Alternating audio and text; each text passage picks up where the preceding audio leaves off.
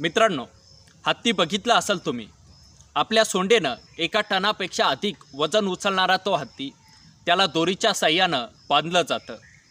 पण मित्रांनो, हाच हत्ती ज्यावेळेस लहान असतो त्यावेळेस त्याला साखळीच्या साह्यानं बांधलं जातं।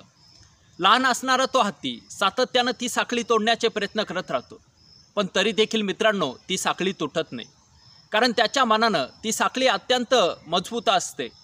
आणि मित्रांनो, त्या हत्तीनं छोटे असणाऱ्या त्या हत्तीनं लाख प्रयत्न करून सुद्धा ती साखळी तुटत नाही।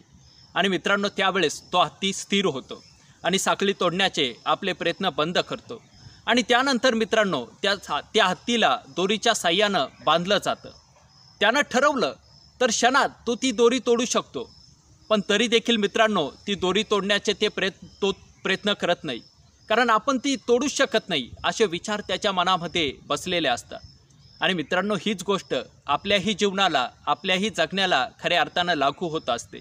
काही नकारात्मक विचार आपल्या मनामध्ये घर करून बसलेले असतात की आपण आपलं ध्येय पूर्ण करू शकत नाही, आपण आपले स्वप्न पूर्ण करू शकत नाही, असे काही नकारात्मक विचार आपल्या मनामध्ये बसलेले असतात। आणि म्हणूनच मित्रांनो, आपल्याला आपलं ध्येय पूर्ण करण्यासाठी, आपलं स्वप्न पूर्ण करण्यासाठी काही अडचणी येत असतात। खरं तर मित्रांनो, तुम्हाला यशस्वी व्हायचं आहे, तुमचं स्वप्न पूर्ण करायचं आहे, तर आपण आपलं ध्येय पूर्ण करू शकतो, आपण आपलं स्वप्न पूर्ण करू शकतो, हा विश्वास मित्रांनो स्वतःमध्ये निर्माण करा। आणि मित्रांनो, तुम्ही हा विश्वास स्वतःमध्ये निर्माण केला तर मित्रांनो एके दिवशी तुम्ही निश्चितच यशस्वी होणार। एवढाच आशावाद। मनपूर्वक धन्यवाद।